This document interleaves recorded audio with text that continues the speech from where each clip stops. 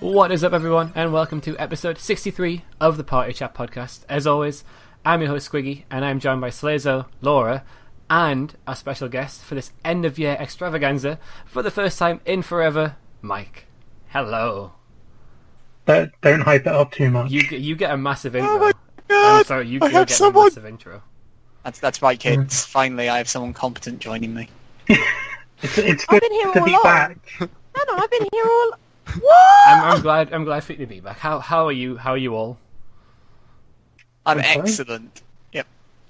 Good. That's good to hear. It's good. Yeah, it's been a while, Mike. How many podcasts has it been off the top of your head? How many have you done this year? Probably that many.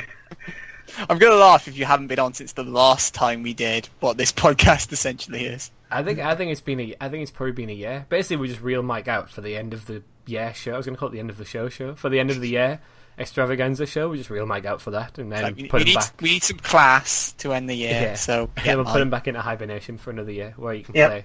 He can play the game, so he can deliver those opinions on those games. Exactly. I've been in an underground bunker since last December playing games. Then you come and wheel me out. I was gonna say, you do this crazy thing of like, while we're being like celebrity stars podcasting and everything, you actually play the game. I'm going to ignore what he just said I think and Slazo's move on. celebrity star status has gone to his head. Yeah, let's move on. Let's do some housekeeping to start with. So this is the Party Chat podcast, brought to you every Wednesday by Retro Remastered. You can find us on all iTunes, and all other podcasting services. We post at retroremastered.com at 9 a.m. and we post at YouTube at sometime after 9 a.m. whenever I remember to press post. But I'm getting better, because last week's episode went up at 15 minutes past 9. Did it? It did, yes. Wow. That's I didn't see that on impressive. Twitter. Well, Yeah. you'll see it. You'll see it, trust me. If Sweet. you go back, if you scroll back through our timeline for a week, you will see it. And trust you, it's going to be there. So anyway, this week's podcast is a little different from what we normally do. Obviously, with it being the end of the year show, the end of the year extravaganza, this is more of a look back on the year, so 2016. So I thought we'll start by looking at the biggest news stories of the year, then move on to our biggest disappointment of the year, and we'll finish off on a high with our games of the year. Sound good? Everyone happy with that? Everyone good for the ride? Oh, Always. yes. Let's go, baby. Let's do this. So let's jump straight into topic one, the biggest news stories of the year. So what I've done is I've listed what I think are some of the biggest stories from 2016. I've listed them in order, in a way. So we have the most recent Chronological. one. Chronological, thank you. That is the word I need. Please tell me none of them are Don Bradman. Do you know what? That game has not turned up yet. Oh, okay. And if you listened to the podcast 2 weeks ago, you know it came out that week. It has not turned up yet. I am not happy. Well, to be fair, it has been Christmas. Yeah, it's actually spoilers. So- That is my biggest disappointment of the year. The game not turning up. So anyway, first news story, big news story of the year was that there was going to be no new Assassin's Creed game this year. So in February, Yves Guillemot, that is a good French accent. No, it wasn't. No. Leave me alone. Basically said there's going to be no new Assassin's Creed this year. Basically, they're just going to take a break. I think I predicted that in the end of the year bingo last year. I think. Just saying. You expect me to remember what I wrote in a He bingo did card a put year it in ago? the bingo I card. did predict okay? that one. You put it in your bingo card. Can I get some, nice a compliment from you now for being nice to you? So yeah, as Laura said, I did put it in my bingo card. Yep. Thank you. That's all I wanted. But obviously they released the Assassin's Creed Ezio collection this year. But apart from that, there's been no main game. Is anything being shown of the new game or not? Not officially, but Kotaku have done their annual leaking, saying that I can't remember what they said that it's called, but basically that it's set in Egypt, and that it's a complete reboot, and that's, Assassin's Creed still, basically. But yeah, no, that's all we know so far. Yeah. And I mean, we say no game, but there's still been a disappointing Assassin's Creed this year. It was just in the cinemas. That's not fair. You know that's No, not it's fair. Slazo. I hope that's amazing now, and you look like a right mug. I thought he was going to throw shade at Watch Dogs 2, and then... I thought that as well, to be honest. I know, and he completely swerved. Watch and Dogs 2 packed the movie. has done alright, so presumably it's a good game. I don't Yeah. want to talk to Slazo anymore. No, he's alright. We need him. But It was yeah, a- so I think at the time, we probably all said it was a good move for Ubisoft to do this, to sort of take a Yes. step back for a year. And obviously time will tell next year, which we'll probably talk about next week's podcast. To be fair, next year it's going to be interesting on sales figures and also but on quality of game as well. It's going to be a twofer on judging. Well, I think like the Ezio collection has probably sold well already, so it shows that they're still interested in the series, even if it is just people buying it because of nostalgia for Assassin's Creed 2. Or the fact Woo. that they've missed them, because I mean I know a lot of people that have missed the Assassin's Creed games and believe they should play them Well, all. they used to normally be my Hey, Christmas Slazo. game. But they didn't start with the first one, so... Ubisoft doesn't want you to remember the first one. That's Oh, why. let's not I go don't back into this. remember the first one. Yeah, let's not go on. Let's not go on about this. But yeah, it'd be interesting to see how this does affect it next year. Like we all said, good move at the time. Assassin's Creed was getting a little bit stale, I think, and obviously with Syndicate, was that the year before Syndicate? Yeah. Launching I with think it like was... a lot of problems, and then what was the one? No, wait. No, No, it's no, you- Syndicate. Unity. Oh, Sorry, you're Unity. thinking of Unity Unity had all the Rogue. problems, and then And Syndicate. Syndicate was just more of the same, and people Yeah. were like, people were so disenfranchised after Unity's disappointment that they just didn't turn up for Syndicate, even though it was like, hey guys, we're back on track. People were like, yeah, but I don't even care about the track anymore. Like, you have to do something new now to get me back interested. Yeah, So, but yeah. but again, like they've had a lot of games this year, like Watch Dogs 2, Far Yeah. Cry Primal at the start of the year, and Oh, was that this year? yeah, that was the start of the year. Yeah. My goodness. So that's what I mean. So they've had like a couple of big name franchises already this year. So The they could Division, afford stuff. I forgot about the Division. Yeah, Have I got the any biggest, others? the biggest new IP, isn't it? I think so. Yeah, Yeah, it was record breaking at the time. It feels like a lifetime ago, but it was Yeah. there. yeah. So there's that. So yeah, good move at the time. See how it pans out. Next one on my list is a very disappointing story, kind of. So in March, Fable Legends was cancelled, and the Lionhead closure was proposed, and I think that is now they've now gone closed. Boom, Yes. goodbye. Rip in peace. It's a shame. It's always a shame especially because it's a British developer, so a big part of our video gaming heritage is in Lionhead. But I mean, with all due respect, the Fable franchise hadn't really been going anywhere for a couple of years, so Yeah. Yeah. I think the I, last like- one- Sorry, go on, Mike. I was just going to say, like, I wasn't sad that Legends got cancelled just because I didn't like the direction that game was going or taking the series, but I do care that the studio was closed, even if, like, they were past their prime of, like, Fable 2 or whatever. Like, it's sad that Microsoft just thought, oh, yeah, oh well, time to take the old girl out back and put a bullet in her, rather than try and make actual progress towards turning the studio around and turning the IP around. Like, because Fable, they still can make Fable games, even if Lionhead aren't doing it, but what are they going to do Fable with it? 2 remastered. Oh, God. We joke, but that's next year. That's probably, yes, that is probably. Yeah. That might go on my bingo card. But yeah, it was disappointing, but they hadn't really done much. Like, Fable Legends wasn't like what you said. It wasn't, from what I saw of it, I wasn't interested in it, and I'd played like Fable 2, and Fable 3, and it just didn't seem to interest me at all. So maybe they just sort of bit the bullet straight away instead of being like, we'll not launch this, we'll not take the hit, we'll just close everything down. Oh, that It was had the been in weird. development for forever, though. Yeah. That's the weird part about it though as well, is that apparently like the game was in open beta and people were playing it and Yeah, like it was so close, like it was basically like right close to launch, and then they were just like, actually we're not going to launch this and we're closing the studio down. It's weird because like at the time people were like, well, people who were playing the beta said that the game was fun even if it wasn't traditional Fable, and it was like how much resources they poured into that just to pull the plug at the last moment is really strange.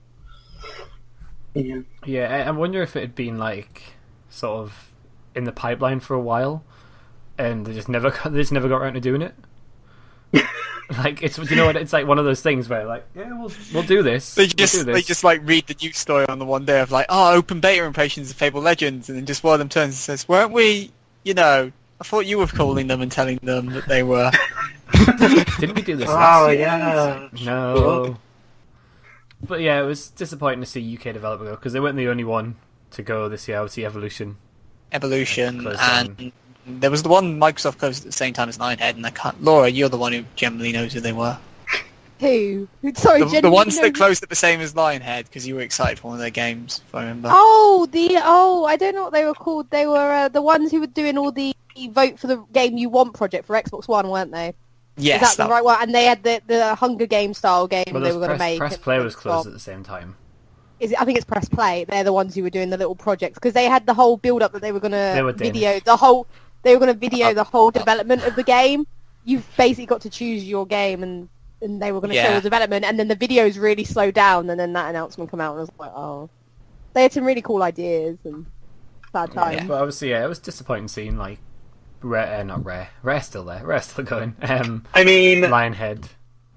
Sure, Evolution. Rare is still there. Hey, they're making a cool game about pirates. No, they're making a cool game called Ukulele under a different name. And I still can't believe that's coming out so soon. But anyway, that's the topic for another. That's for next week. Yeah. So next on the list is something from Nintendo. This is the first of two Nintendo things in our news wrap up. So this one is basically Nintendo just confirming the NX is coming in March 2017. Basically, they just tweeted about it. Literally, that's all the tweeters said. The next generation of Nintendo is coming March 2017. Hashtag NX. That was pretty NX much don't it. give it to you. Yeah, throw up that X. The worst kept secret for years and years and years. Yeah, literally, they didn't give any details then. We'll talk about that later on. Literally, they just tweeted saying NX is coming, pretty much. And that was enough to drive the internet batshit. Yeah. They were like, give me information now, and we have to wait months and months. Which we will get to later on. But yeah, I think they did it. Hope that doesn't impact the launch of that new Zelda game for my Wii U. We'll get to that later as well. But yeah, literally, I think they revealed it as part of the fiscal year earnings report or whatever. So I think because obviously it was going to be out in the open, they were like, we'll tweet about it. We'll tweet it's coming. We'll let them know. But I think a lot of people thought it was going to be coming out sort of around about like November this year. And then sort of that tweet, although it sent like everyone into overdrive, it probably disappointed a few people by not coming out then. But yeah, we'll talk about that after. Next on my list is something to do with Call of Duty and Battlefield. That is not the one that I just wanted to open. I've clicked the wrong one. This is the one that I want. Ooh. We're prepared, kids. So, in May, Battlefield 1 got its reveal trailer on YouTube, and it became the most liked trailer ever on YouTube. At the same time, Call of Duty Infinite Warfare put their trailer up, and it became the most disliked trailer ever on YouTube, which was quite interesting. The internet, ladies and gentlemen. Yeah. Where things are either the best thing ever or the worst thing ever. But what this doesn't mention is that it was actually the most liked Call of Duty trailer as well. Which I thought was... I remember reading that thing, and although this is the most disliked trailer ever, it is the most liked Call of Duty trailer ever. Which I think is brilliant, to be fair. No half measures. No, it's strange, yeah. But like, to give a little sort of comparison, like for number of likes, the trailer for Star Wars: The Force Awakens had 660,000 likes. Is this the film or the game? The film, the trailer for the film, and then like Battlefield had over 1 million. So it was quite interesting, like the sort of the comparisons between the two games. Obviously, both of them have launched now. And the trailer both been beaten by Modern Warfare. Well, yeah. The key thing is in the end, like the likes and dislikes showed no impact on sales whatsoever. Call of Duty still sold tons. Battlefield still sold tons. Like, it's just the internet. I don't think culture sales weren't as good though, but I think they expected that. Yeah. Yeah. So. I mean, yeah, sales are down year over year, but that's... yeah. But yeah, it was just. I think it was just strange. Like loads of people were making a big deal. I mean, we're talking about it now, but loads of people were making a big deal about how it's the most disliked trailer ever, and how this is the most liked trailer ever, and Battlefield's going to wipe the floor with Call of Duty because of it. And Battlefield's great, and so is Call of Duty. But I don't think there's that big of a gulf. There's a big difference between clicking a button because you thought something was cool in your recent memory and paying $60 or 40 quid or whatever. I think a lot of people just disliked it just to say they've disliked the trailer. Yeah. I think. Well, that was just a thing that was nice. It's nice to hate Call of Duty in some. Do you know what I mean? Yeah. No, I don't know what you mean. Well, no, as in there's like a whole like bandwagon. You mean it's cool, the bandwagon on the COD's past its prime? Yeah, and then these are the people. You see a lot of people who say that, and then you see them in Tesco's on launch day buying it. Midnight, standing in the queue. I want COD. Hi, mate. This isn't even like new. It's like that famous image from Modern Warfare 2's launch, where there was the Steam group like boycott Modern Warfare 2 because they removed dedicated servers, and then there was just like the image of like all of the people in that group playing Modern Warfare 2. It's like, yeah, you should have boycotted it good, didn't you? It's nothing new. People have been hating COD since forever. Since World at War, pretty much. Yeah, pretty much. Yeah, ever since COD 4, like after every COD after that. Yeah, it's not the same as COD 4. Oh, this is going to be awful. This is going to be awful. Record sales figures. Yeah, take that, record sales. Oh, wait.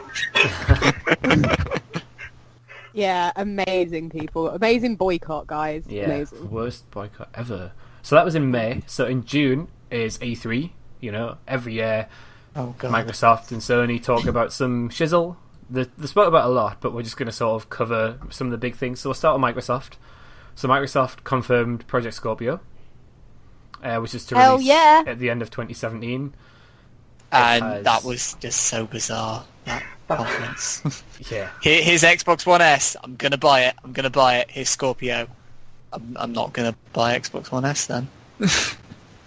Yeah, no, yeah. Slazo was on an emotional roller coaster with his wallet. Yeah. The internet was on a roller coaster with that whole conference. Like, it was just so bizarre. And the trailer for like the trailer they used to like announce the Scorpio was so weird when they were like how meme worthy it became of like the highest quality pixels you'll ever see. And it's like, oh, I think I remember seeing that, and then it's like my pixels are higher quality than your pixels. Sort of thing like that. It was weird. Like, but how many bits does it have? How many teraflops? Six teraflops in a Scorpio. That's Scorpion. But yeah, the power war has begun. The war who has the most powerful console. It was weird. Like, I didn't get it. Like, I could understand them obviously talking about it, but then don't announce your Xbox One S, which can play 4K. Like Netflix and stuff like that. Don't announce that, and then announce, oh, this new console coming out next year can play games in 4K, and it'll be dearer. It, like, in the end, I don't think it like impacted Xbox One S too badly because, well, we're going to get into that soon, I'm sure. But yes, I think the way that Sony did it was better, where they were like, yes, PlayStation 4 Neo, as it was known back then, is real. But we're not focusing on that now. And then they just announced the Slim, and they were like, cool, we'll talk more about Neo later. And then there was less build-up time between, like, here's what Neo is, and then it coming out, like, I think it was like a month or so between the event that they held. About that, yeah. Yeah, it was, yeah. Whereas now with Scorpio, all we've got is, like, rough, like, numbers, like the teraflops and all that, but they still haven't, like, said anything concrete. They've not shown anything off either. Nope. Yeah. I mean, to be fair, we're still, like 8 months away from its launch or so? Yeah, but at the time, though, E3, Oh, fair enough, yeah. Well, I think at the time, it wasn't... I think they've said it's coming out winter 2017. I think they've come out, like, after this and said winter 2017. So really, at that point, you were sort of, in theory, 17 months away. Yeah. From it They coming could have out. easily just waited until next E3. Yeah. And then just had a blowout then. And like, here's the console, here's the games that we're going to have in our launch window for it. Bish bash bosh. Yeah, pretty much. Yeah, it was weird. Like, obviously, Todd Howard from Bethesda was there talking about how it's going to be great, like, for developers and stuff like that. But let's be honest, that engine doesn't even work on bloody Xbox 360. Never mind working on the Wow. Talk about throwing the shade. Like, the best they could get is Todd Howard to come up and it's like, bro, your games don't even run on consoles. Go back to PC. Yeah. But yeah, so as well as Microsoft doing that, Sony obviously did theirs, and Sony focused more on games. I think we all remember the Sony conference. I hope you all remember the Sony conference. E3 conference. I love With the the Sony orchestra. conference. Yes. Oh, so good. But so that started with God of War. Dad of War. Dad of War. Oh yeah. Oh god, I forgot that. How could you forget It's all coming that? back. Oh, No, I knew they did God of War, but I forgot he's a dad now until you just said that. Yeah. Finally, I can relate to him. But yeah, so like Sony started. Did they start the conference with that? They did, didn't they? Yeah, they did. Yes. Yeah. They So, started playing the theme, and everyone was like, "Yo, what music is this?" And just like, it's God of War. It's blatantly God of War. And then it goes straight into the gameplay. yeah, Like, not even it's- just a trailer, just straight into gameplay. Yeah, It's that like, was pretty epic. So yeah, Sony then obviously showed off. They brought Kojima on stage. Good old Hideo, Mr. Metal Gear Solid, no longer. To show off Death Stranding, which was basically a naked Norman Reedus holding a baby. I don't think yeah. there's a better way to explain that, really, is there? I don't think we're going to talk about this, but have you seen the thing from the... Because they released a second trailer at the VGA. And if you play them alongside each other. Yeah! Yeah. Kojima, you madman! It's brilliant. Like, when the baby disappears in the E3 trailer, the baby appears in the other trailer if you play them next to each other. Mm-hmm. Oh, it's Kojima. What do you expect? But yeah, so Sony focused more games with God of War, Death Stranding, Crash, Spider-Man by Insomniac, was it? Spider-Man? Yep. Was there any other what's the other game? Done by Ben. Oh, there's the Days Gone. Days Gone. Oh, yeah. So yeah, Sony sort of went all games, whereas Microsoft focused a bit on hardware as well. But yeah, but E3, I thought E3 this year was great, to be honest.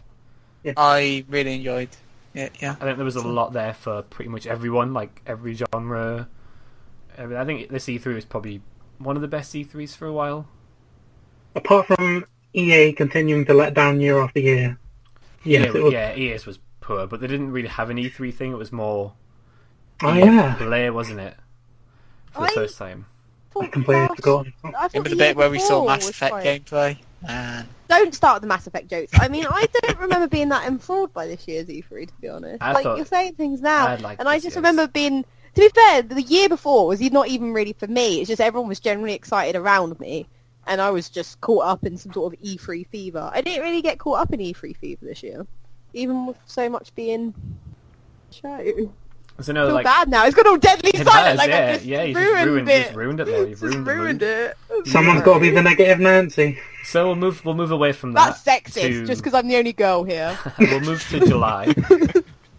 In July, a small game called Pokemon Go launched. Well, tiny game. Tiny game. I had Pokemon Go. It was great for that whole week.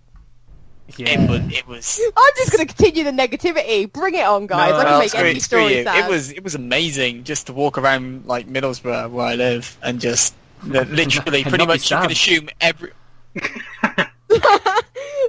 It's funny, that's probably like a cool thing to. But yeah, just to see shout out to my Middlesbrough just people talking about Pokemon. Like you can see people with a phone. You can go, they're probably playing Pokemon. It was just so insane to see Pokemon become the water cooler subject for a week or two. Yeah, it was quite weird, like playing it at work, like at lunchtime, and I'm going out with people who I didn't think played Pokemon. They've got their phone out. It's like, oh, gotta catch this, gotta catch that, and I'm like, are you playing Pokemon? Yeah. But I remember one day I was just sat at my desk, and these 4 people just got up with their phones because there was a rare Pokemon appeared at the other end of the building, and people had gone for it, and I'm like, what is the world coming to? I had the same sort of like realization because I thought I was like the only one who really like. I wouldn't say I'm a Pokemon fan. Like I like the games. I never was into the TV show or anything like that.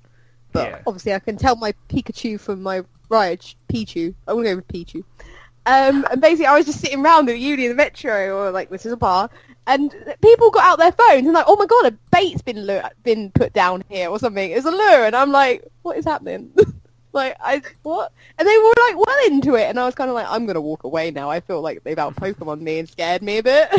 It was the breakthrough moment when you realised that so many people are closet nerds. Yeah, it's kind of like, wait, what? You know Jigglypuff? Yeah, that's what I got from that as well. But it was weird. Like people were saying, "Oh, I've just caught a Pikachu on the toilet" or something like that, and I'm like, first of all, I didn't need to know that. And it's like, thanks for sharing, bro. But then it's like, you play Pokemon. It's like, yeah, and like, but they know all of them, and it's like, yeah, you're cooler than I thought. It's not just it's not like, oh, I caught one of those pretty pink things. It's like they full on know the name. Like, oh, you'll find that evolves into, and you're like, that's not just casual knowledge. Yeah. That's full on investment, guys. Suspicious. But yeah, so I think Pokemon changed like mobile gaming quite a bit this year. Like, I think it made it more mainstream. Like I think it got more people playing it than anything. I don't know if you both agree, because I don't play mobile games, as we found out on last week's podcast. I don't know if it's so much made more mobile gaming mainstream. You already had stuff like, say, Angry Birds and games like that. But it's certainly, like, I feel like it's the most gaming's done to get people out and about and actually just actively talking about gaming. I'd also say that it probably attracted more, like, mainstream, us kind of gamers to actually pick up their phone and play a mobile game, whereas normally they probably wouldn't. So yeah, that's fair.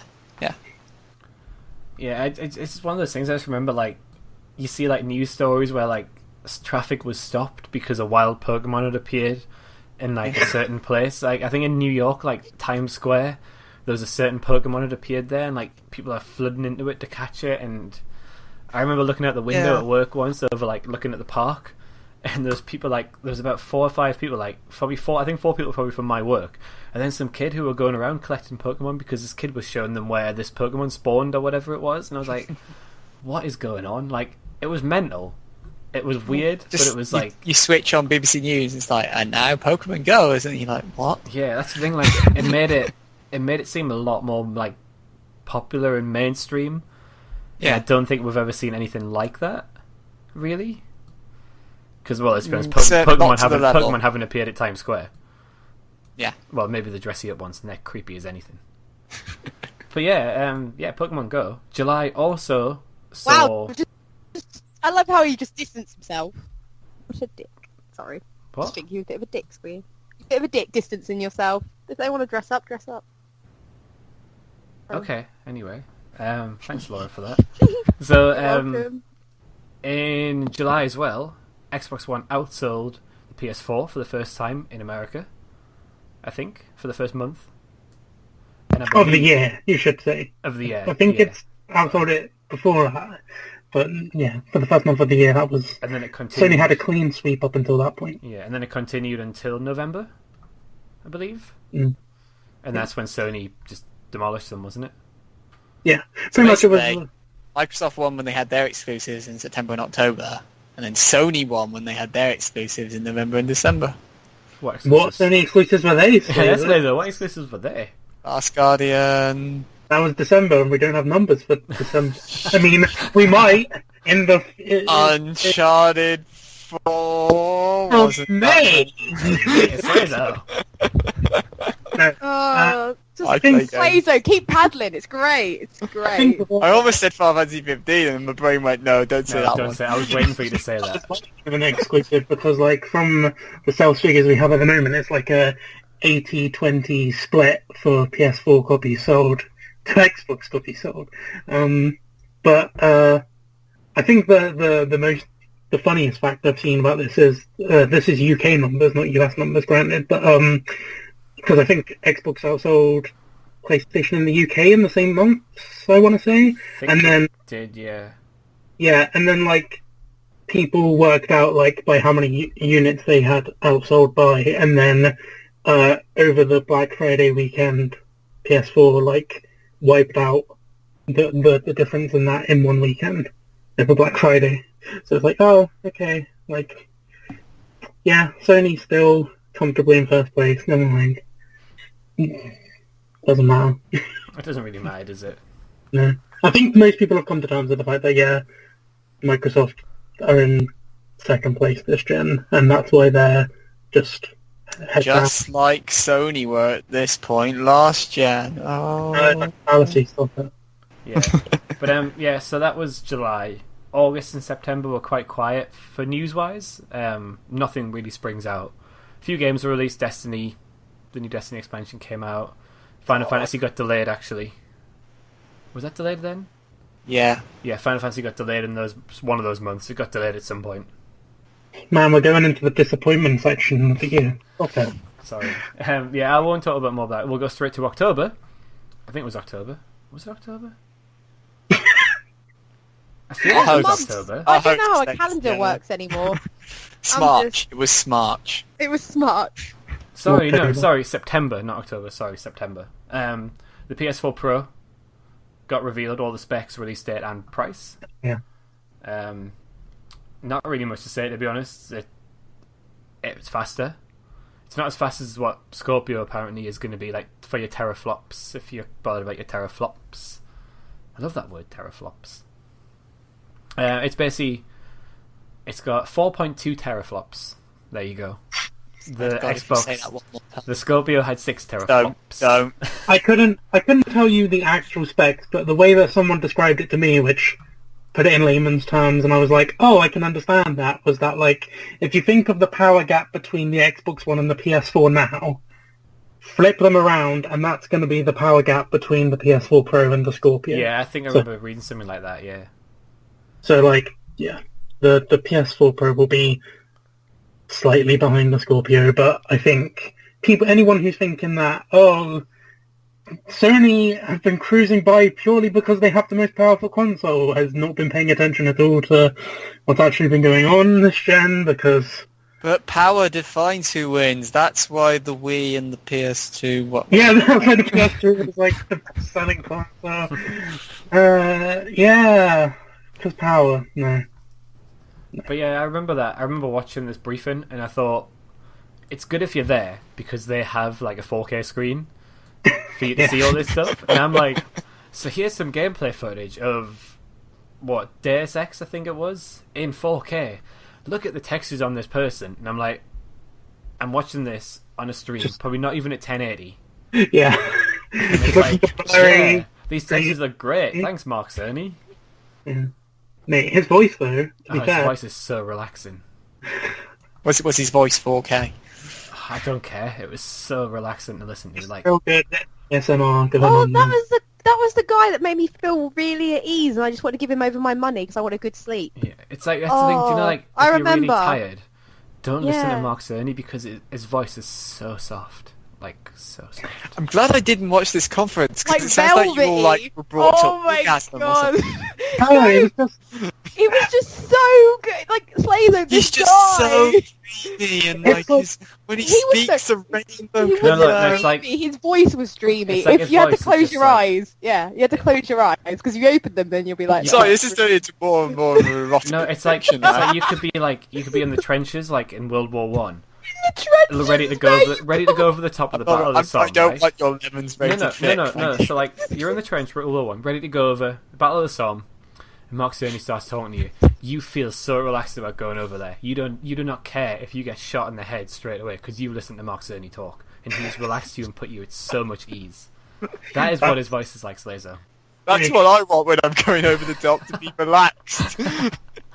But yeah, I was um, just going to say that, go on. like, the main, like, reason people like it is because, like, if you compare that to, like, the way Reggie talks, where it's all, like, I thought you clear were actually going to talk about the PS4 here, like the Pro. I didn't realize we were still talking about his voice. Oh, no, sorry. I was still... This took a turn. Okay, carry on. I love his The voice image too. for this podcast is just going to be a close-up of Mark Cerny's mouth.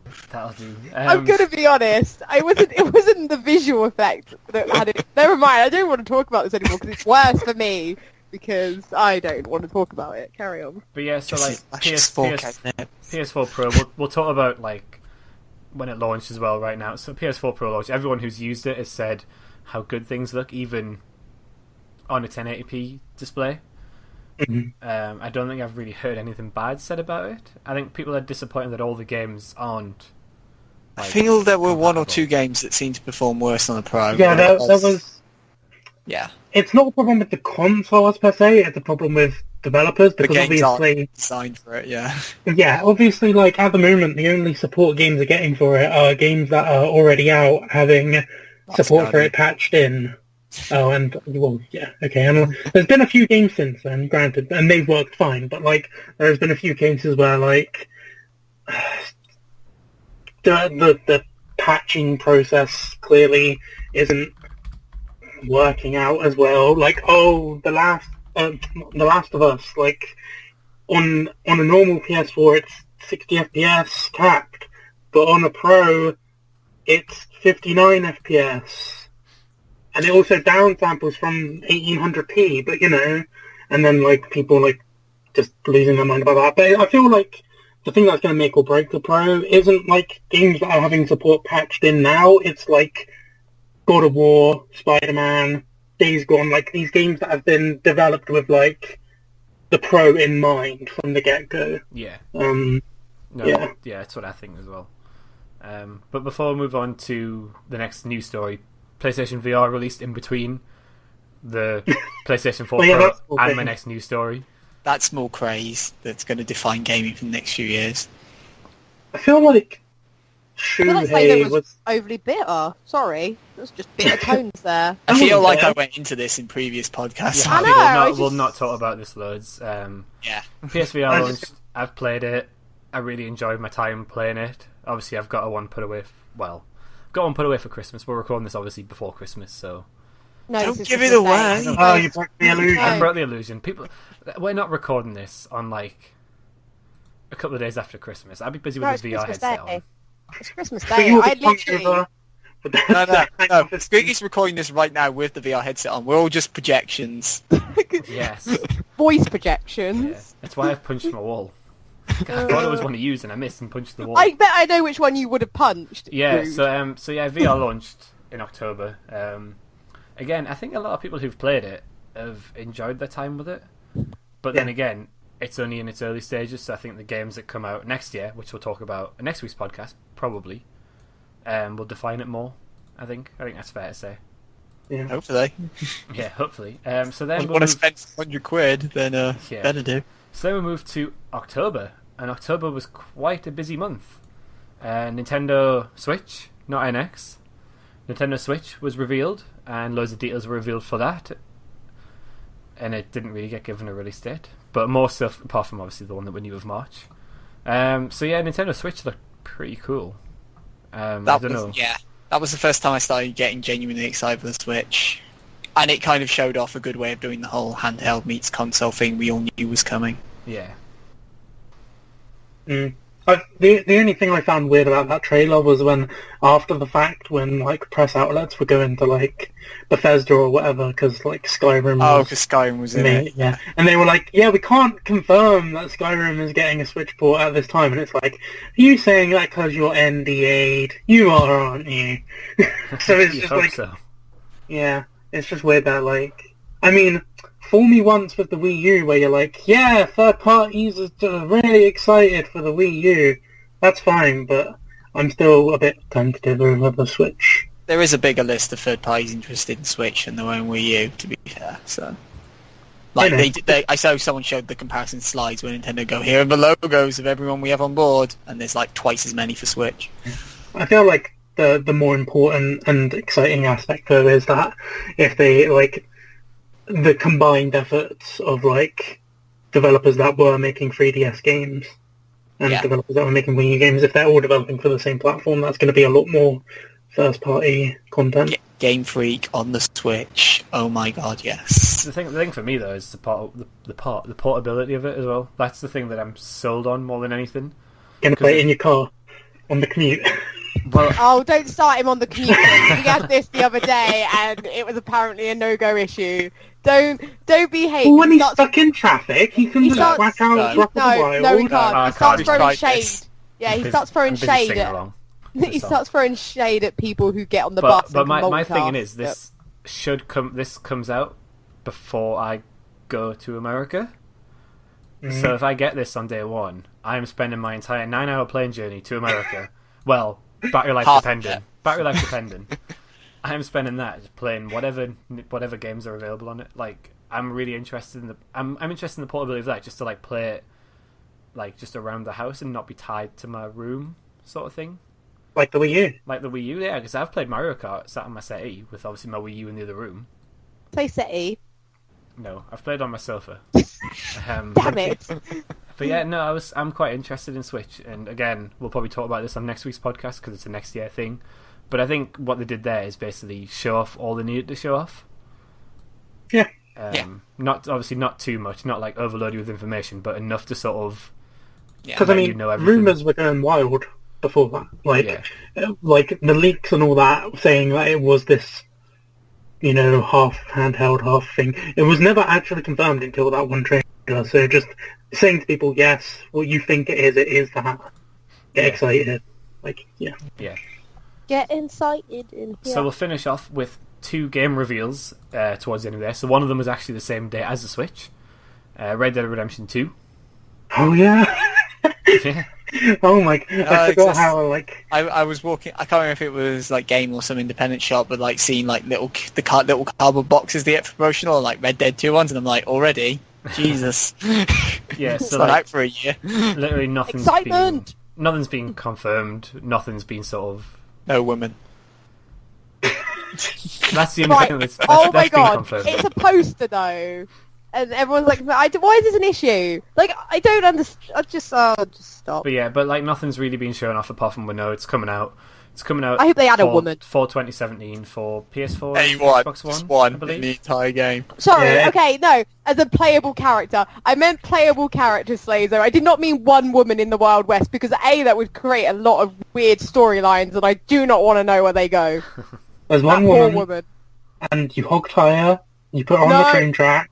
No. And then you get a trophy, right? We're not doing this again. I'm looking forward to the Westworld crossover DLC. Oh my god, that would be amazing if they actually ever did that stuff, Well, I mean, Red Dead Redemption basically is the Westworld video game, but sure. My god, Mike, why you gotta ruin a dream? But yeah, so that got announced. Obviously, we'll talk again more about that next week on the podcast. And finally, we'll finish with The Last of Us 2, which was shown off on PSX. I'm not gonna lie, I may have got goosebumps when the Last of Us soundtrack music started playing. Maybe just a little bit. But I'm really excited for that. I think it's obviously not going to come out for a very long time, I don't think. Yeah. 2020. 2020. It's great to see Naughty Dog branching out into new IP.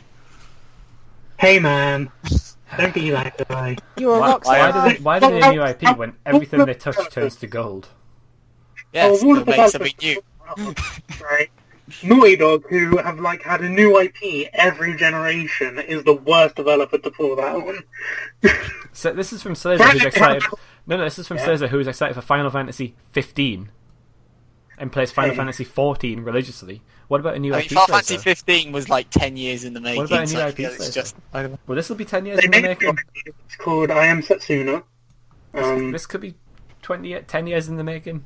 It's Naughty Dog. It'll probably get delayed. I bought No Man's Sky. I supported new IP. Yeah, well, we'll talk about that very soon. I feel that'll be coming up in a that's very soon. But yeah, Last of Us. I think the interesting thing was that Druckmann is obviously going to be doing it, but Bruce Stradley? Is that his name? He's not. Australia's on a sabbatical. Yes, he's on a sabbatical. He's not involved, but there's rumours he's either going to come in later on, or he's actually going to be involved in a completely new IP for Naughty Dog. Yeah, that's what people are hoping, is that he's taking the year off from working himself to death on Uncharted 4, and then he'll come back to help wrap up production on The Last of Us 2, and then his sabbatical will have been research for a new IP, which makes complete sense, because really after The Last of Us 2, they're not going to go and do Uncharted 5, so they kind of need to... Yeah. Last of Us 3. I mean... Not straight away. Not straight away. No, they wouldn't. Return of the Ellie. Sorry, I don't know why. That made me think of Nelly the elephant. Well, I don't know why. That's where my mind went. Return this is the Ellie Strikes Back. Yeah. I mean, I was going to say, so what? It's like Ellie the teenager made of... Yeah. But I mean, Last of Us is already pretty damn dark. Yeah, So. but I'm with you, Slazo. I got really excited for this when it showed off. We'll obviously talk about this more probably next week when we look ahead to 2017. But yeah, so that was our news You're wrap-up. optimistic. Well, yeah. So that was our news wrap-up. That was topic 1. Topic 2 is our disappointment of the year. So I thought each of us in turn can name our biggest disappointment of the year and why. Really have a little discussion about it. Not too long, because I don't want to hear Slazo talk about his disappointment for that long. Because disappointing. Laura doesn't know her disappointment. I do know my disappointment, and it's not myself, though it was going to be myself, but I thought, you know what? I'm an independent woman and I don't have to play your games. So yeah, I don't know who wants to go first. Well, to be fair, he doesn't have to play your games either. In jokes. Anyway. I can't play her games. I don't know who wants to go. So Slazo, you can go first. Oh, thanks, buddy. So, yeah, my disappointment of the year was a game I've been excited for like the better part of a decade, pretty much. Ever since the original came out, I was waiting the day we got a sequel. I remember when it was announced at E3 2012, I literally screamed for joy that it was finally happening. And this year we finally got it, and oh dear. So Mirror's Edge Catalyst is my disappointment, because they completely forgot what made the original Mirror's Edge such an amazing game and went, nah, has to be open world, there has to be tons of things to do, got to be like loads of like random little things to get in the way, got to have those load screens because when you fall to the floor, and let's get rid of disarming and focus on quirks. It was just, no, it forgot everything, that like the whole flow and ebb and flow of Mirror's Edge, and just became an open world game which they tried to put a Mirror's Edge skin on, and it just didn't work. So yeah, it was a shit. Like, there were sparks of the old Mirror's Edge magic, but it was just, I haven't even finished it. I just got bored about a third halfway in. So sadly, I don't want to throw it under the bus, because I was looking forward to it for 8 years, but Mirror's Edge Catalyst for me. He's under the bus. Can I just say, I actually get 100% what you said, and I only played like 5 hours of the game on EA trial, and that was enough for me. I feel like in a year where like open world was like the big thing. It's always the big thing, Mike. More so than ever. Name me a year when open world wasn't obsessed with in recent like a 10. I was about to say, yeah.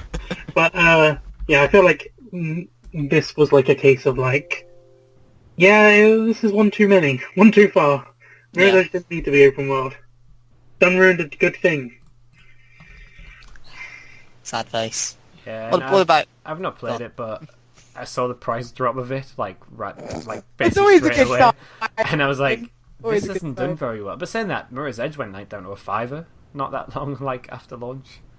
Yeah, well, the thing with Mirror's Edge Catalyst was like they went, if this isn't the big success, then it's not coming back, and I don't think it's coming back. Even to be fair, I feel like even if it was like a true successor to Mirror's Edge, it still wouldn't have been a big success. Like, True. who are they kidding? You know? But I'll go next with my disappointment. We'll get mine out the way with. I think everyone who's listened to podcasts since the game came out knows what my disappointment of the year is going to be. It's not Metal Gear Solid 5 again. It's No Man's Sky, surprisingly. I know it's a shock to all of you. If you want to take a minute, Slazo, it's okay. It's fine. You can say your bit first. Yeah. So like, I kind of knew what I was getting into with No Man's Sky, like a bit of a Minecraft type game.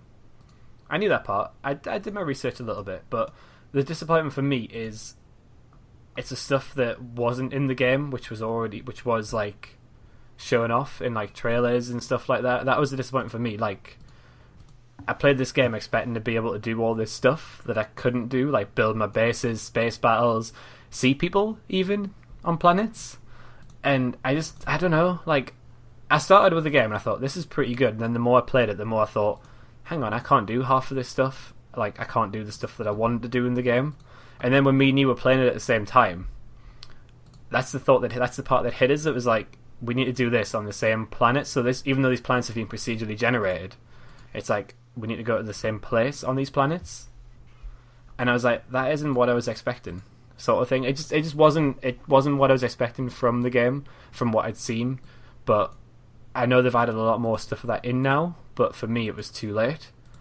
And it's pretty much why it was my disappointment. Like, I like to spend time on games, and I couldn't spend like loads of time on it because I felt like I'd been cheated out of half of the game, to be fair. Like, I don't know what you thought, Slazo. Have you played it, Mike? Well, Mike has. I don't know what you used to. No, I haven't. Have you not? Oh, I thought you had. Whoops. Okay. No, I nearly bought into the pre-release marketing hype, and then I was like, oh, I'll wait for reviews, and then reviews came on and was like, yeah, it's what it is, and I was like, yeah. So I bought into that. Yeah. But were you expecting what I was probably expecting as well? I'll admit that, like... Oh, sorry. Go on, Mike.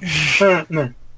I was just going to say, I didn't have, like, high hopes for it to begin with, like, knowing, like, how small the team was and, like, the pie-in-the-sky dreams that they had. I was like, yeah, you're not going to be able to pull this off. Like, I'm preparing myself for disappointment already. But sorry, go on. Yeah, go on, Slazo. I don't know what you, thought. I'll admit, like, the game we got at launch was a little underwhelming, like, in terms of variety of things to do. Like, it did just become, go to this planet, get X resource, go to the next planet, get X resource. Like, not as involved in Minecraft, but I always saw it as kind of, like, it was going to be a longer-term experience. Like, this is a game I'm probably going to come back to every half a year or so. Like, now it's been patched, I want to go back to it and play it again. And just, I saw it more as a long-term investment than a here and now immediate thrills game. So to me, it's not so bad that, it's taken a while to update and stuff like that. I feel like if it had come out as an early access title, it wouldn't have gotten nowhere near as much hate. Yeah, definitely. Like, I know you said, like, it's one of those that you would, I guess, it's kind of a slow burner for you in a way, Slazo. Yes. But for me, it was a game that I wanted in the summer to play. I'm still excited. And, do you know what I mean? And, like, for some of the stuff not to be there, it's kind of like, I'm a little bit disappointed. Like, I know they've added a lot of stuff in, but then the silence as well didn't really help. And I know that's got nothing to do... I still understand why they went silent. I get why they went silent, but I still think they should have said, like, even just, like, said something. Literally, they went completely silent. That's the thing. Like, if it said, like, we're one of these into the game, we apologise, we're working on it, then that would have been better than just nothing at all. I feel like they basically just wanted to have the first things they say be like, yo, we've heard you, here's what we've been working on, we're sorry. Well, actually they haven't even said sorry yet, but still, like, I can see both sides to it. Yeah.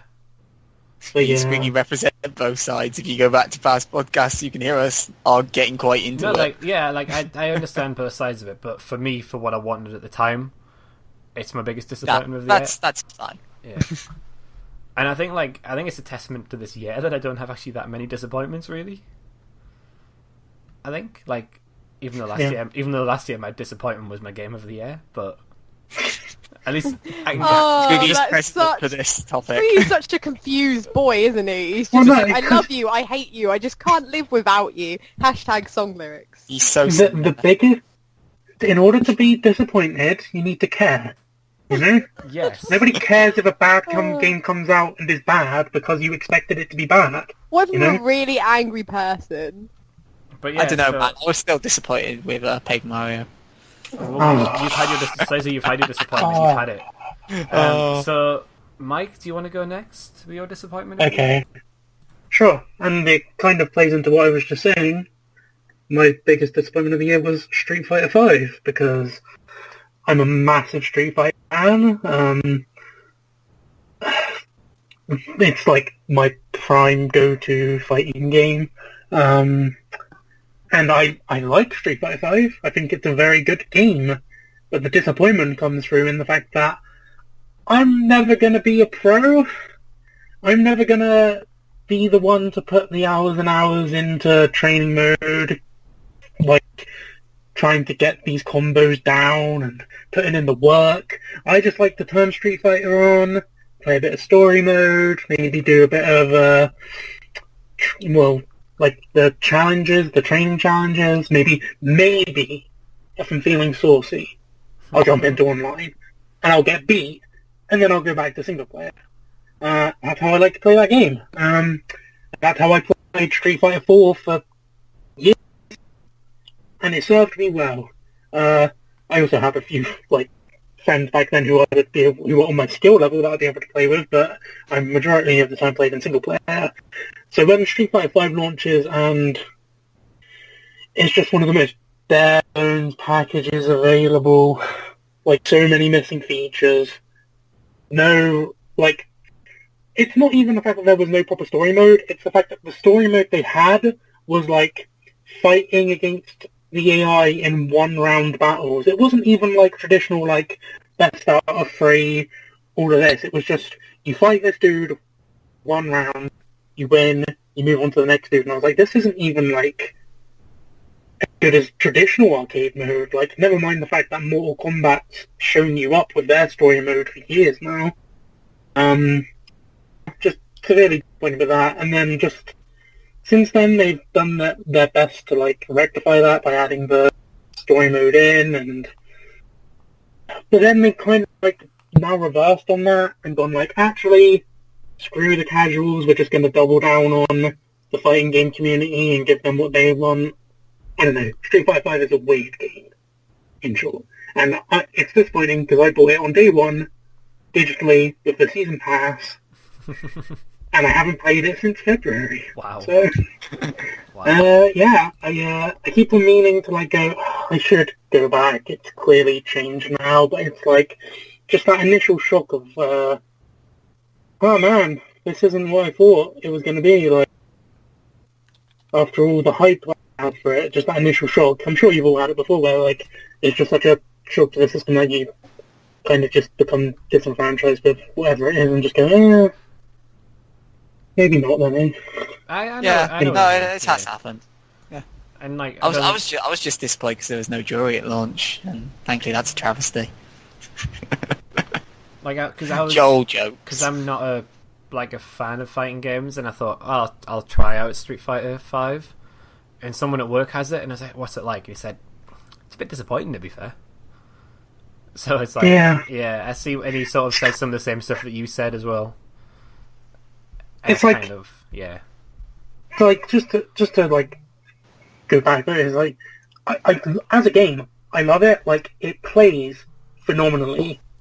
It's the best fighter they've made in a long while. But it's just the fact that there's so much content missing, and it's there's only if you're not at launch, basically, if you weren't online doing that grind, just constantly trying to get ranked up and all that, there was nothing for you.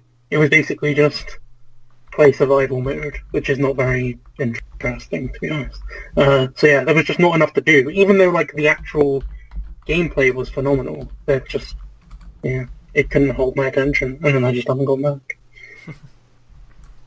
Yeah, that sounds a bit disappointing, to be fair.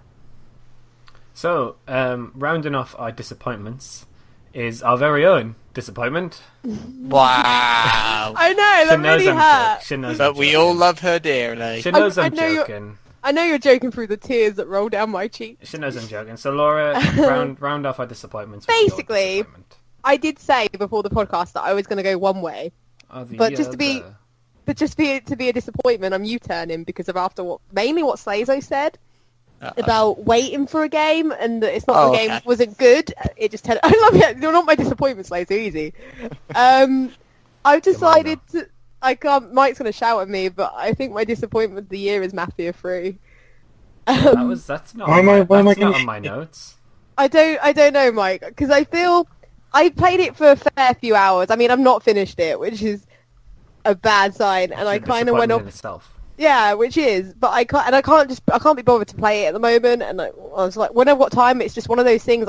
I know I can play it, but it's not enough happened for me to go it. And I know the story's meant to be amazing, like the build up, and I've had all the build up. I just haven't had the, resolution. But the resolvement of the story. But the thing is, I thought Mafia 3 would be the game that got me fully into single player games again. Like, I'd be so engrossed in the story, I'd be really happy playing it by myself and stuff, and it's just really repetitive and nothing nowhere near the experience I had with Mafia 2. And because I had to wait so long, and the fact that Mafia 3 went all over the top with its marketing and advertisement and spent all that money, I fear there won't be a Mafia 4 because I don't think it probably sold enough. So basically I waited so long to get a Mafia game, and I was really happy they went all out with it, but they basically just made it that there'd never be a Mafia 4. I should have waited and hoped it stayed a hidden gem, because now it might be ruined for me as a series. So, disappointment of the year. Yep. That's what I'm going with. That's all I got. Well, I wasn't expecting that, to be honest, Laura, but... I kind of want to, because I kind of, like... Is that because it wasn't written in your notes? Yeah. Mainly, that would probably go, but it's more the fact that I keep being positive about Mafia 3, and I try to be really positive about it. But you tried to fool yourself, is what you're saying. Basically, I want to be You tried to make me buy it. I want to be in denial, because it is good, it's just not as... Okay, it's decent, good seems This is part of Mafia 3 is also your game of the year, I swear. It's not, no, it's not. It's decent, and it does a lot of... It's just nothing amazing. Like, Mafia 2 is like, I would say, look, guys, give it a chance, the story's amazing, you'll really love it, you'll have fun, you know what I mean? You don't just play GTA, but if, at this point, I'm like, go play GTA. What's even the point anymore? Not even go play Saints Row. It's go play GTA. I mean, Saints Row, I'm keeping out of this conversation because I know it's always backfires, so... Yep. But safety yeah, like, first. I've read quite a bit of Mafia 3, and a lot of people basically are the same as you, where it's a good game, but it's not the game they wanted or expected. Yeah, if Mafia 2 had that marketing budget that Mafia 3 had, I think everyone would be like, yeah, but they've managed to... I don't know. It just feels... hang on. As in it earned that right to have the marketing budget, I know, but I mean, if Mafia 2 was as advertising that, I think a lot of people would be like, oh, I love the Mafia series, but Mafia 2 I feel was more of a game that people was like, oh, it's gone cheap, I'll try it, and fell in love with it, whereas Mafia 3 they were all hyped for, and it didn't deliver. Yeah. It's better to be undersold than underwhelmed, basically. Yeah, I think people as well were praising like the story. Yep, which is the strong point of the game, which is annoying because I want to get back into it, but I have to go through the repetitive gameplay As I to said, get to but the the frickin' end. gameplay is like that bad. It's not that bad. It's the repetitiveness. It's basically Assassin's Creed 1. It's basically Assassin's Creed 1. Why the frick don't I love it? It's basically, you got to clear out a certain area, do these certain tasks, and then it's basically another boss that you have to do the same task for, and it's basically just feels like you're moving from building to building, doing the same. It's open world game. The game. Yeah, I mean, it basically is it might make Mirror's Edge open world look good. I mean, it's not as pretty. Mafia 3 it won't. is very pretty. Mafia 3 is predominantly an open world game. I know, but there's still... I feel like I did more in the Mirror's Edge open world in the 5 hours than I did in Mafia, which says a lot. Because there was always those there's those collect things, isn't there, in Mirror's Edge? I remember you install here. Yes, there are. There's something equivalent to that in Mafia, but worse. So. What, Playboy? No, the Playboys are probably the highlight. Let's be honest, and I'm not even into that. Okay. Wow, I don't know if... Wow, you just Okay, I see what you two are doing there. But, yeah. So that's Mafia, your disappointment, Laura. Yeah. I feel really disappointed that I've had to do it.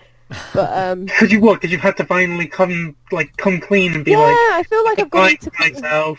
I've gone into Addicts confession. Anonymous, and Laura's finally been like... It's like, Squiggy, buy this game, it's going to be amazing, it's Mafia. No, Laura. But Squiggy, it's going to be amazing. Game of the year.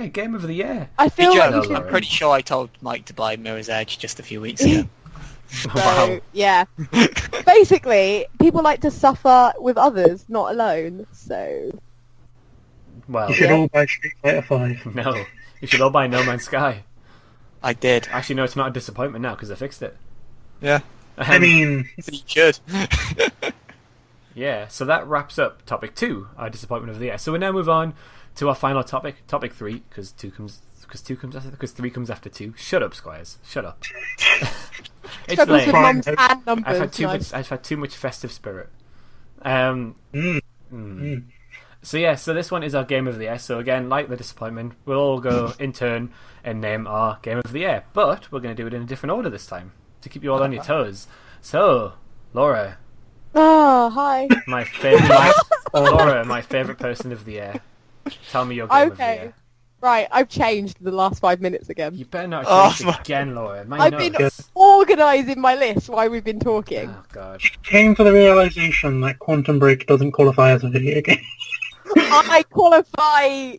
Shut up. I'm looking forward to when we do our Fave 5s, and Laura goes first and has a Fave 5, and then Laura goes at the end as well and has a completely different Fave 5. I changed my mind. Don't worry, guys. I've got my Fave 5 in front of me.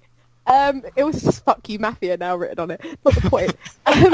It's got all bitter. But basically, I was going to say Quantum Break, as alluded to by Mike there, but I've decided to go with a game which is in my recent months. I've got off a game in a bit. I just can't get into it. But there's one game that I still have an urge to play, and I kind of feel like, for that reason, my game of the year and the only thing I'm going to get shouted at for is Gears of War 4. So, well, that wasn't in my edited notes either. Oh, cool. What did you go with in your edited notes? Uncharted 4? Oh. Yeah, that's what I assumed. Oh, I like the number 4 though. Have you finished Gears of War 4's story yet, Laura? Yeah, finished it with Squiggy in like 2 days. Okay. 3 days? I've never 3 seen days? Laura since. Yeah, I like know 3 or he 4 hasn't. days. Literally, that was it. It was the pinnacle of my gaming journey. That's how how much I enjoyed that campaign. It was hilarious. I was invested in the characters. It was fun. Squiggy may moan that some bits we died on, but they were still fun when we got hit up by that. Laura Excuse me. died on. I saw you get swallowed by that stomach thing Yeah, because you're several supposed to times. save me. I did save you eventually. It's just stop getting swallowed by it, mate. Not the point, guys. I just want to say, by the way, that wasn't me throwing shade. It's just every time I've heard you talk about Gears of War 4, it's always been Horde mode. I haven't actually heard you talk about the story. That's because basically you've been there when I've spoken with Darren, and Darren's on PC, and he can only play with Xbox One players in Horde mode. I actually really like the versus mode still. I love Team Deathmatch. I love Dodgeball. I love I'm Guardian. good at this Gears game. I love so Warzone. Wait, what? I'm good at this. I'm good. Dodgeball? Yeah, it's not. It doesn't involve a ball. Don't worry. Oh, yeah. I know. I was disappointed too, but it did turn out to be fun. The age of Griff Ball is done, Slazo. Don't worry. Yeah, that's good for Halo. But basically, to me, this Gears of War, after Judgment, which I did like, unlike other people in this podcast. Everyone in this podcast. Thank you. Gears of War 4 was just basically the Gears experience I've been wanting for ages. The campaign, new characters were funny. The story, I actually cared when people were in danger in the story. Yeah, I know. Squiggy got quite emotional on a live stream about it. I don't know what I literally was. I don't know what I would have done if Squiggy hadn't there. I might have cried. It's been awkward. Basically. Showing emotions is wrong, kids. Don't do it. Yeah, stay with your eyes dry. Stay strong. Stay strong. Believe. Horde mode is as good as ever. If anything, it's better with the new system. With the whole fabricator. Is that what it's called? I always go say fabrication. Yeah, where you protect. That's all good. Love. You can't beat a bit of Horde. And to be fair, I haven't played it not for a while. I really appreciate Horde mode compared to what's in other games. And also, it turns out, as Squee said, I'm actually also quite good at the multiplayer mode now. So I like games I'm good at, and I like to kill people. I am, Squee. I was higher than you in the scoreboard all the time, and I've got a higher tier ranking than you. If you want to get funny. Just saying. Oh, sorry. No, I mean I've played Gears. Gears is definitely in my top 5 of the year. I feel a bit bad because it's not the most original, but then it's just been the only thing that's really made me. To be honest, feel I think good about gaming again. I think gameplay-wise, it was probably the best Gears of War game. Gameplay-wise, everything was refined perfectly. Yeah. I did like the new characters. I got invested in the new characters. I think I said to you, after about 20 minutes of playing this, saying, I think I like these characters more. I think you actually turned around and said, yeah, I like all these characters more than anyone ever in the whole Gears franchise. And I liked, Coltrane. Mark turned up. Not He's all I'm not gonna like throw shade at like Gears 4 Storytelling because obviously I've not played it, but like Gears 1 Gears 1 didn't exactly set a high bar. No. I mean, stuff.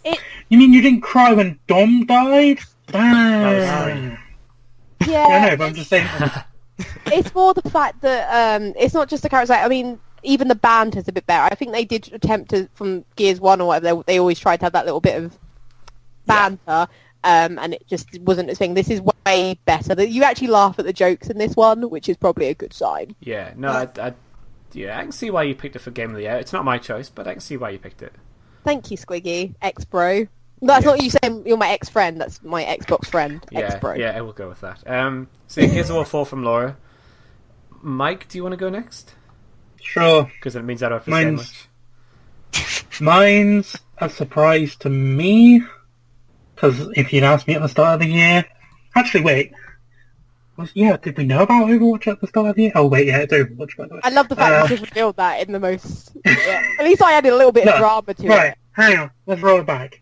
It's Overwatch. Shock horror. Woo! Alright. Right, it's a shock to me... it's a shock to me because I was not hyped for Overwatch at all. Like, it just wasn't even on my radar. I knew it was a game. I'd seen some videos of people playing the beta. I was like, cool. Looks like Blizzard's releasing another one of their games. I'll probably like it, maybe. Oh well. And then the beta came out on PS4. I play it on console because I'm a dirty casual scrub. Yeah. And me and a friend of the podcast, Darren, played the beta together on PS4 and hated it, mainly because it felt completely unbalanced. It felt like, oh man, we're up against another team, 6 people being bashed, this is so fun. And we came out of that beta basically being like, man, I don't know, the gameplay felt okay, but we didn't have any fun purely because the select matches we played were just filled with people dicking around. And then I left it for a bit, and then about a couple of days before launch, I was like, maybe I should give Overwatch another try. A lot of people are talking about it. I'm just gonna impulse buy it. And then I impulse bought it. And then, sure enough, people who are bothered to pay 40 quid to play a game are probably going to take it more seriously than any old goofball who can get into the beta for free. So there was no more, there was still plenty of 6-player Torbjorn teams, but that's a whole other issue. Torbjorn, yeah. That's a whole other issue. But having games where suddenly it was oh, people are actually taking it seriously, and oh my god, people are actually picking tanks and healers instead of just 6 of the same character. Oh, this game's great. And then I sunk 80 hours into it, and I don't think I'm ever going to stop because it's just become one of those games now. It's it's basically eclipsed Team Fortress 2 as that, well, this game's going to be around for a long, long time with a very big fan base. Yeah, even on consoles, it's you would assume that console players being as fickle as they are, as soon as COD or Battlefield or Titanfall came out, that Overwatch player base would move on. No, I still find games easy as anything. Still, massively popular. It's crazy. It's been the game of the year because everyone's been talking about it. Oh yeah, pretty much. Yeah. I may as well go with mine straight away because mine is Overwatch as well. Shock. Bro, high five. And to be honest, even probably last month, it probably wasn't my game of the year. It was a close second to Uncharted 4. But then the winter update came out for Overwatch. And that that got me back to playing it, and I was like, "This is amazing." Because Go on. I was just gonna say the one that did it for me was the Halloween one, where they had their brawl, which was basically horde mode. Yeah, I love that. that's just how genius the game is. Like, they keep on coming out with things, and it's like, I didn't know I wanted that, but man, I do. Like, if you'd said to me, like, oh, Overwatch has a weird horde mode, I'd be like, oh, that sounds weird. But then when you play it, and it's like Dr. Junkenstein, and it's all this crazy stuff, and it's like, they actually pulled off a horde mode, and it's not even like a big deal. They're just like, yeah, this is just a seasonal thing. We'll come back with it. And then, like, for the Olympics, they had the Lucio Ball, which was basically their version of Rocket League. Yeah. And now for the winter one, they have, like, some kind of snowball thing with snowball it. thing. Yeah, and it's like... It's great. It's like... So, yeah, so, like, I think it was the same as you. I played the beta, but I played it on PC with some of my friends, and we all quite enjoyed it, because we seemed to get into balanced games, which was quite weird. Like, none of the... Like, all the Bastions and stuff like that. And then we all bought it up. We all bought it on launch, and then just played it. It came out on my birthday, in case you were wondering. And we just sunk literally hours and hours into it. And I've never sunk that much into just a multiplayer game, apart from COD. I was about to say, apart from COD 4, yeah. And it's just so much fun. Like, you sit there, you're playing it, you look at the clock, and you've been playing it for 2 hours, but it feels like you've been playing for 20 minutes. Like, do you get the same loop that I have, which is like, I'll play till I get my next loot box? Yeah. It's like, it's so, like, the way they do their loot box is so genius, because it's just that tiny little, like, carrot on the end of the stick, like, play a couple more matches and you'll get a loot box. Yeah. It's like, I was going to go to bed. Yeah, I did that, and it's so, I've had so much fun playing. I just think it works perfectly. Even the controls, keyboard and mouse, I'm not a big keyboard and mouse player, but it works. I can do it perfectly fine in Overwatch, and I'm not bad at the game on PC, considering it's my first proper PC game as well. And it's just so much fun. Like, obviously all the different game modes, and then all the additions for like Halloween, winter, the Olympics and stuff like that. It's just like they're always adding content to it, and it's like a platform which is going to go on a little bit, like, obviously not as big as World of Warcraft, but basically they've got like a base platform there with Overwatch, and they can just keep adding things to it, and it makes you keep coming back. And it's the only game probably this year where, like, it came out in May, and I've come back and played it like so many months after, and so on. And it's so much fun.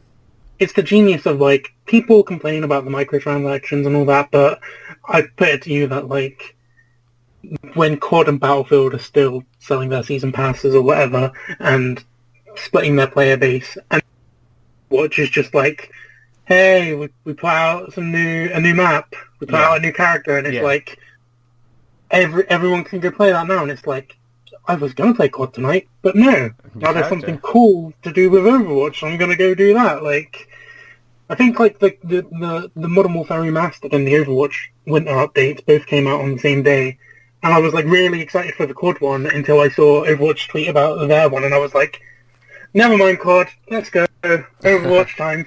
Yeah, it's one of those games I've not had as much fun playing a game this year, I don't think. And, like, it's obviously, I think it's good to play with friends, but you can just jump into a game by yourself and play it. Like, you don't need... It is better with a group where you can, like, sort of talk to each other and decide what you're doing, but you can just... A lot of people who play it do have common sense. Like, you don't get you don't get into a game where you've got, like, 6 tanks and no healer, or you've got everyone playing as, like, Bastion and stuff like that. Like, it does seem like a good community as well, from what I've experienced. Like, I know people have been getting, like, abuse from it, but I've not experienced any of that, and it's just a fun game. But even then, you can just pick up and play for like 10 minutes, like, before if you're going out somewhere, just I'll have a quick game. And it's the Hearthstone of FPSs. Well, I've not played Hearthstone, but I'll go with it. But yeah, it's like, it's basically the modern day version of what COD 4 was for me back then, I think, even though we've got Modern Warfare Remastered. But it's one of them where I'll pick it up and I'll play one game before I'm going out. And it's really weird as well that, like, I never thought I'd get deep in a shooter again that didn't have that unlock progression that COD has now, like, made universal. Overwatch has none of that. It's literally just you get loot boxes with skins, and I still keep going back to it because it's just like, I don't care. I don't need to unlock a new gun to feel like I've accomplished something in the session. I just have more than enough fun just playing it, you know? I just want the skins. I'm desperate to get some of these skins. That's the problem. Those Christmas skins. I want them. Yeah. But that's the thing. Like, it's just good. I can't really say much else. I think you covered it really. Like, I think it's been a sort of a sleeper hit as well. Like, I don't think there was much as much hype about it because it was basically it's Blizzard's latest thing. It's going to be good because it's Blizzard, sort of thing. And people who play it, I think it is like amazing. I know you've played it, Slazo. Yeah, I've had good fun playing Overwatch. It's not my personal game of the year, but I have had a laugh playing it. It's the best shooter I've played all year for sure. Yeah. And I think Laura's played a little bit of the open weekend, I think. Yeah, it was fun. I see why you guys like it.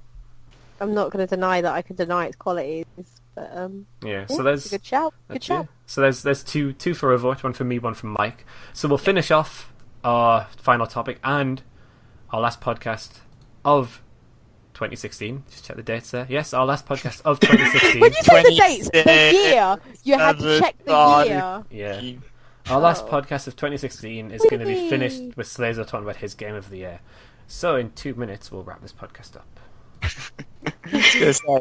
Now we're going from shooty bang and shooty bang and shooty bang to really high form puzzling game here as my game of the year. Sudoku 2016. It's Picross. No. No, my game of the year is Jonathan Blow's latest game, The Witness. It's the best puzzle game I've ever played, just flat out. I really adore just how both simple and complex it is, how it teaches you everything without ever saying a single word. Just kind of the mystery of the island and exploring it and trying to figure out these new concepts. And just the sheer fact, the number of like eureka moments it induces in you. I've never played a game where you will, like, it's just, oh look, it's just some blocks with some symbols in it, but you feel like a god for solving some of those puzzles until you get to the next one and immediately feel like a complete imbecile as you try it. Like, no game kind of does that feeling and then replicates it so many times and so many times and so many times, especially when you first notice the environmental puzzles, so puzzles that aren't even on the boards, just part of the world. The first time you see one, whether it's from the obvious one the game points out or just yourself, like, I think I gave that away for you by accident, Mike. I gave you that by accident. Yeah. I had no idea they were a thing until you were like, so have you solved any environmental puzzles? And I was like, the what now? And you were like, the ones that are just hidden there. I was like, dude, you're blowing my mind. What's going on? I thought I already knew everything this game had to offer me. Nope. And it does some brilliant, like, really interesting concepts. And like, there's no kind of overly complicated faffy symbols. Every symbol is kind of simple, but to figure them out takes forever. And I've sank probably 50 hours. I'm still playing it because I'm still trying to get like the remaining 1 or 2 puzzles and the environmental puzzles because there's fucking 100. There's over 100 of them, and they're so hard to spot, some of them.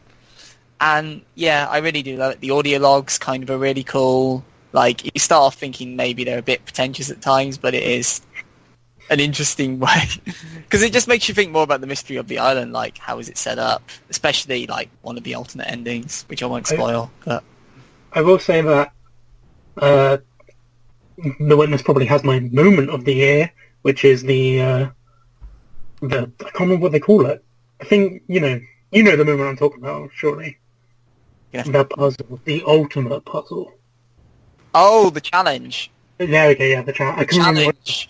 The challenge where you're battling against the clock to classical music, and the game doesn't throw brand new concepts on it, but does some interesting things that you haven't encountered with them, like, say, puzzles you can't solve. And it's like, and especially when you get, I can't remember what the song is, but you get to the end where it starts going do do do do do do do, like the Alton Towers theme, basically. It's not the Alton Towers theme, but yeah, but like that's the easiest way to make, it's the easiest way to make people remember what the song is. It's called All of the Mountain King or something like that. Yeah, I looked it up so I could haunt my own dreams. I swear it's like a song for the Borrowers or something. I thought it was from Peter and the Wolf. Whatever.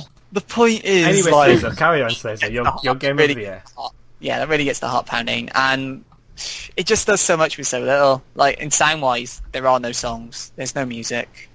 There's only one zone where you even really get anything other than ambient noise. It's just for, like, really kind of breaking out, especially from the guy who made Braid. I did not expect at all a puzzle game just so many leagues above everything else I've played. I wrote an article on the site, so if you want to know more of my opinions on it there, read that. But I I fell in love with The Witness. It took me a while to buy it, but as soon as I did, I could just tell this was an experience unlike any other. The best part about it for me is that, like, it's not a puzzle game for people who like feeling. This sounds weird to say it, but like the reward of solving puzzles. Like, you're never going to get like the "well done, you solved this puzzle, thumbs up." There's nothing like your reward is knowledge and more puzzles. Yeah, your reward is "well done, you solved this puzzle. Now go solve these other puzzles." It's like, yeah, I can't wait. You gain the knowledge that will help you a little bit to solve this puzzle, but not entirely, because now you have to use that knowledge and involve it, and it's it sounds so weird to put that kind of thing on a pedestal, but there really is nothing like it. Mm-hmm. So yeah, Witness has to be Witness. I've not played it. It's a game I've been interested in, but I think you specifically told me not to play it. It's not for everyone. Like, I will flat out say it, especially with like the price point, which immediately put me off at first, because like even when it was getting rave reviews, it's like 30 quid. Nah, mate. So I think I bought it when it was on sale for like 22. Yeah, I might see what price it goes down to in the like winter sale and stuff. Yeah, PSN. We'll see. I still think it's worth playing. Everyone should like give it a try, but if it's not a game for everyone, so if you come out of it after a few hours thinking this is stupid and dumb, then that's perfectly fine. There's not going to be a moment where it's going to suddenly go, you thought it was dumb 5 minutes in, but now you really like it. Like, if you think it's dumb from the start, you're not going to like it. Like, so it's one of those where like people are probably listening right now thinking Slazo's an idiot. Some people will think that I have completely barking up the wrong tree. Some people will get completely why I love Witness so much. Yeah. I feel like the people that are saying you're an idiot are probably the same people that are like, yeah, who would pay £30 for indie games? And it's like, Yeah. And to the people who did love it, allow me to say this to you. Fuck the puzzle on the boat. Fuck it. That puzzle is wow. I'm really glad we're ending the 2016 podcast with Slazo. He seems full of joy. We won't. I'll give us a nice ending. So because Slazo ended that on a very low note there. Witness is amazing. The Witness, yeah. So that is our game of the year. That is, or has been, episode 63. If you've got any things you want to tweet us, your disappointment of the year, your game of the year, tweet us at Retro Remastered. You can tweet us individually. I'm at Geordie Squires. Laura is at Law or Law. Slazo is at Slazo King. Mike? You've got to do Mike now. Come on, no pressure. Mike is at Uchiha Miek. Just find him on our Good luck spelling that. Yeah. UCHIHA. And if you want to know more about our favourites, stay tuned to the site, because I believe our Fave 5s will be going up next week. They're already up. What are you talking about? No, they're going up now. That's right. Yeah, they're going up now. There we go. Yeah, they're going up now. Yeah. I really enjoyed yours, Slazo. That was a great read. Yeah. Don't say that. So today's one has been Laura's, or is Laura's. I think that's scheduled to go up today. Obviously, that is totally going up. It's basically just a list of 5 games with no reasons. I'm letting you fill in the blanks. So glad you enjoyed that read. It's like a Witness puzzle. It is, basically. I've decided, instead of putting the Witness in my list, just to make mine a puzzle. Because I'm inspired by Slazo so much. So this has been episode 63, our final episode of the year. Have a great new year. We'll see you in 2017, and it has been a pleasure. Goodbye. Au revoir.